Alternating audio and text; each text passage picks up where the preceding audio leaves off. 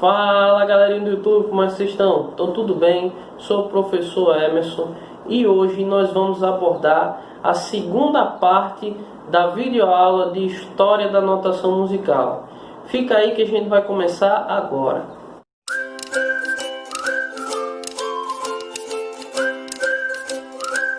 Em relação a esse período da Idade Média, nós temos uma arte que vai ser baseada nos ideais cristãos, nos ideais católicos. Nós temos, por exemplo, a arquitetura gótica, o estilo românico de catedrais. Vamos ter as histórias dos cavaleiros cristãos nas novelas de cavalaria, dentro da literatura. E na música, o grande destaque é o chamado canto gregoriano, que vai ter uma finalidade de elevar o sagrado dentro das igrejas. Então, o canto gregoriano ele traz uma característica básica que é a voz se sobressaindo. Vocês verão que pouco no canto gregoriano vai ter acompanhamento de instrumentos, porque a voz, como sentido de louvor, de oração, de contato com o sagrado, vai ser o elemento básico, o elemento mais importante. Bom pessoal, agora que vocês viram aí brevemente com o professor Dirclay sobre o que era a Idade Média, e agora que a gente já está na Idade Média, vamos falar de uma escrita musical que foi muito utilizada nesse tempo, que a gente chama de escrita neumática. Olha só que nome esquisito. Neumática, pessoal, vem de neuma. Neuma significa sinal, certo? Ou seja, se vocês observarem essa imagem aí, vocês vão perceber que existe o texto, ok? E existe em cima desse texto alguns sinais, as neumas. Essas neumas indicavam o desenho da melodia. Esse tipo de escrita oferecia um problema para quem fosse ler. Qual é esse problema? Quem fosse executar uma música com esse tipo de escrita iria enfrentar o problema de que não tinha como saber exatamente qual nota começava, qual nota terminava. Por mais que existisse a escrita, a pessoa que fosse ler tinha que escutar essa melodia antes para poder executar a música.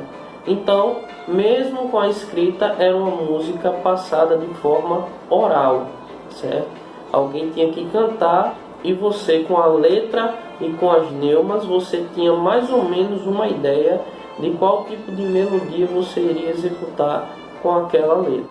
Esse tipo de escrita, a escrita neumática, foi muito importante para a música sacra, a música litúrgica, o famoso canto-chão, ou popularmente conhecido como canto gregoriano. Era através dessa escrita que os monges, os cantores de canto gregoriano, eles executavam os louvores a Deus. Mas aí, pessoal, com o passar do tempo, as coisas evoluem e não foi diferente com a escrita musical.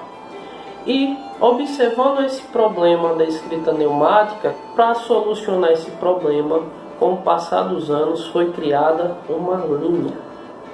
E todas as neumas, os sinais partindo dessa linha, seria na altura da nota que conhecemos hoje como Fá. Então, acima da linha seria um Sol e abaixo dessa linha seria um Mi, ok? E aí foi vendo a necessidade de criar mais linhas e assim mais espaços entre cada linha. Foi criado mais uma linha acima e mais duas linhas abaixo, contabilizando ao todo 4 linhas e 3 espaços entre elas, no qual cada linha e cada espaço seriam escritos as neumas e, dependendo de onde a neuma estava escrita, ou seja, dependendo em qual linha e em qual espaço a neuma estava escrita, dava para se saber qual nota musical seria executada naquele momento, certo? Então, Confere aí nesse vídeo aí um pouco desse exemplo. Chamamos de escritos, e você pode perceber que temos uma espécie de desenho, um caminho melódico que o som deveria fazer no que diz respeito à afinação. Se a nota era mais alta, mais aguda, né? Ou então, se a nota era mais baixa, mais grave.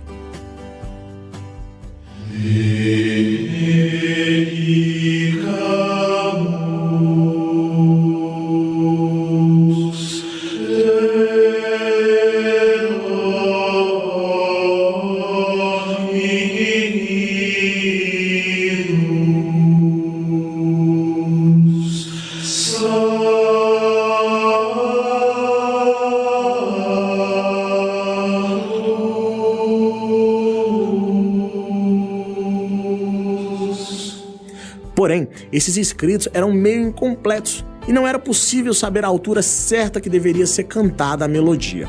Quando eu digo cantada, é porque na época eram muito comuns grupos de vozes nos cantos gregorianos e também nos cantochões, e era da igreja grande parte do acervo musical da época que temos conhecimento hoje. Olha só esse gráfico mais uma vez. O grande problema desse tipo de escrita era que ela só funcionava para alguém recordar alguma melodia que já conhecia, e não para alguém que precisaria aprender uma melodia nova.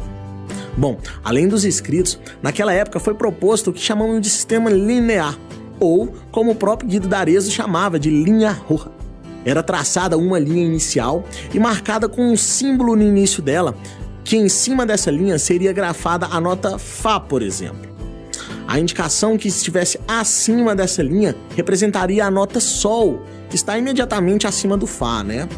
Abaixo dessa linha seria a nota Mi, que está imediatamente também abaixo do Fá.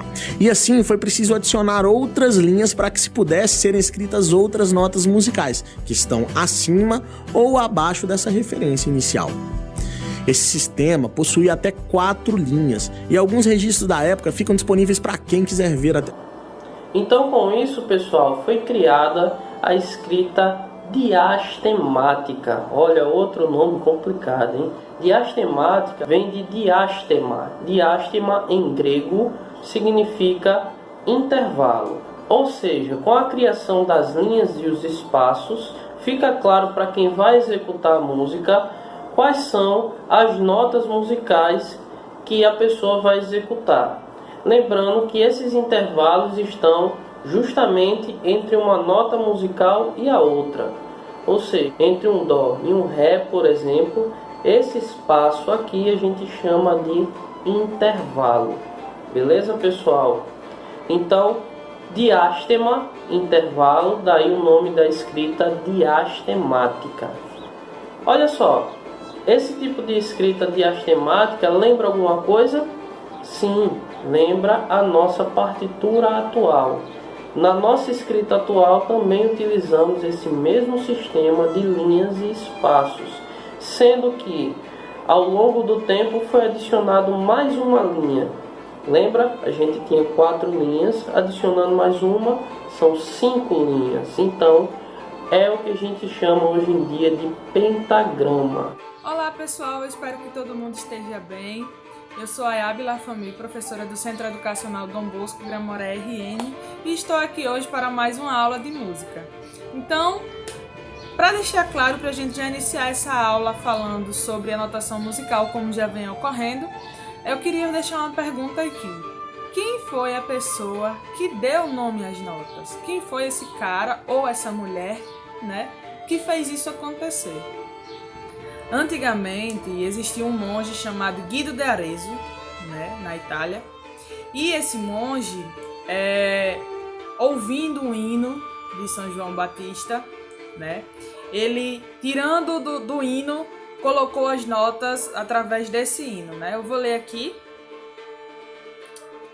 em latim, vale salientar. Então eu vou ler o texto que ele tirou as notas musicais. Ut quantis laxis resonare fibris mira gestorum famulitorum solvi polluti labi reatum sancti loanis.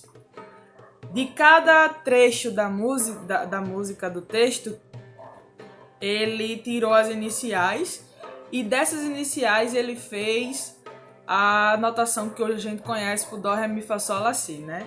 O Dó ele colocou como se fosse Ut, né? Ressonare ele tirou o Ré, né? Que hoje a gente conhece como Ré. Mira, Mi. Famule, Fá. Solve, Sol. Labi, Lá. E Sancti Loanes ele colocou como se fosse o San, o Si, né? Esse texto ele quer dizer o que significa, né? Para que teus grandes servos possam ressoar claramente a maravilha dos teus feitos, limpes nossos lábios impuros, ó São João.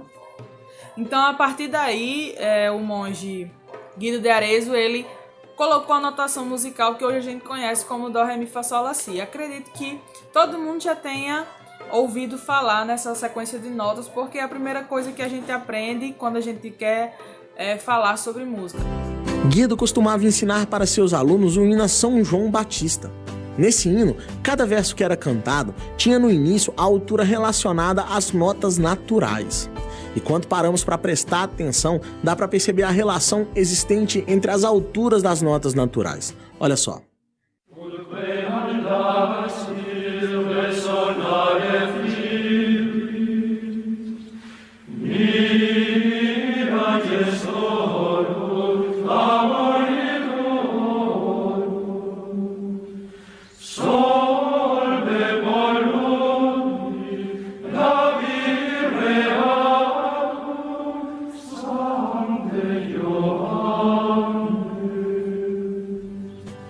Então, ele pegou a primeira sílaba de cada um dos versos e começou a chamar cada um desses sons por novos nomes.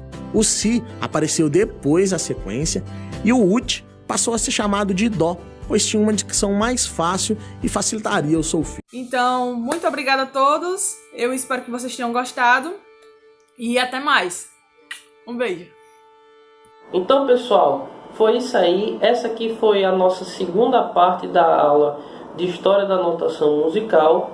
E espero que vocês tenham gostado dessas duas aulas e tenham aprendido de onde vem a escrita musical. Beleza, pessoal? Fiquem em paz e aguardem as próximas aulas de música aqui no canal, ok? Um abraço a todos vocês. Tchau!